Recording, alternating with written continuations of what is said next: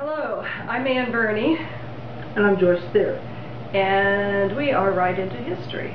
You may know us as Amelia Earhart and Calamity Jane, among other characters that we yes. do. You may have had us in your community with a Kansas Humanities Council book talk or a Speakers Bureau lecture.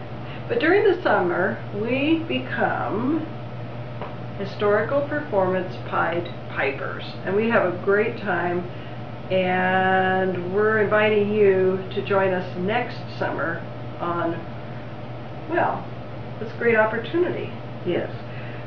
We work with community members from 4th grade through adults. We help them become historians, researchers, scriptwriters, actors! We have two responsibilities, accuracy and entertainment. In other words, we're going to be focusing on local history and your community's history. We've had communities say, well, we don't really have much history, or we don't have historic figures, but we know that decisions have been made in your community over time. People have made decisions that make your community what it is, and that's what we're looking for, is these interesting events. And even not such always what people think of, because there's people who have businesses, there's people who are farmers and ranchers in the community, educators, library builders. Somebody's always making decisions that affect the community. Right. This summer, for instance, we worked in Belleville. Some of you might know Kay Berger there. We worked in Colby with Sue Thomas, in Osawatomie with Grady Atwater, and in Lacine with Janet Reynolds. And in Nebraska. Yes, in Columbus and North Platte. Yes. Okay. Now we've been doing this since 2004 in the summer. Right. Again, the Kansas Humanities Council drafted us to work with the Chautauqua, and we've been doing that for years. And it's developed into a standalone without the Chautauqua. And next summer, we really want to get a lot of communities involved because of the sesquicentennial. It's a perfect time to focus on your 150th for 1861 statehood, but we also encourage you to take the history of that community forward into the, recent history. Right. So 1861, right up to the present. I mean, these youngsters, they know that. And with Kansas in the 1850s, what a perfect opportunity for a community to examine some things.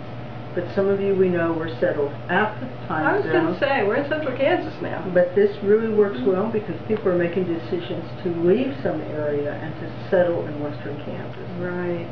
Yeah, what drove those decisions.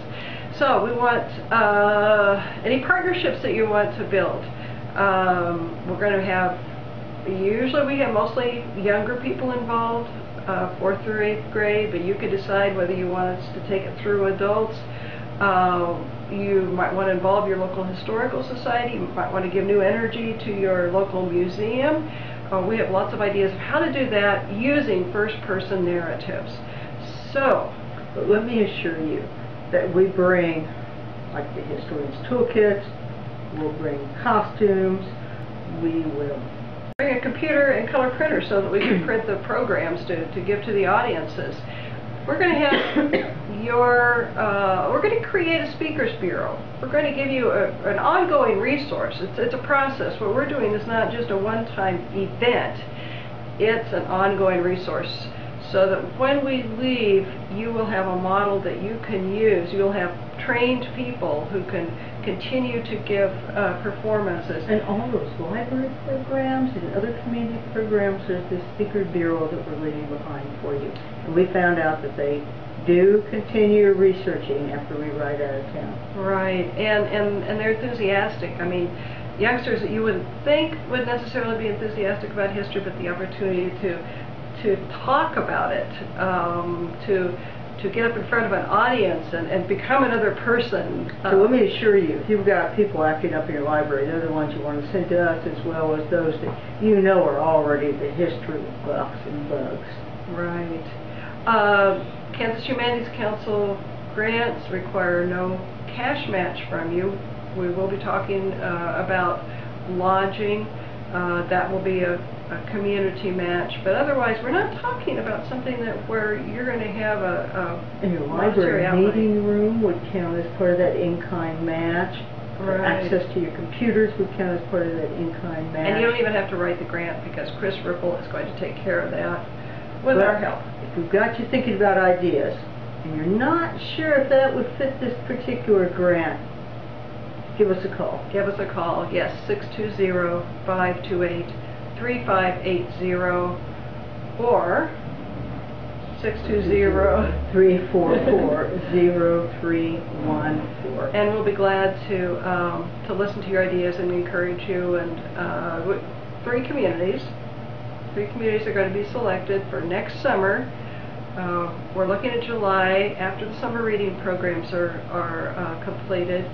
And gosh, it's going to be fun being in Central Kansas. Oh, it is indeed. So I'll just make this grant application really strong because you're a part of it.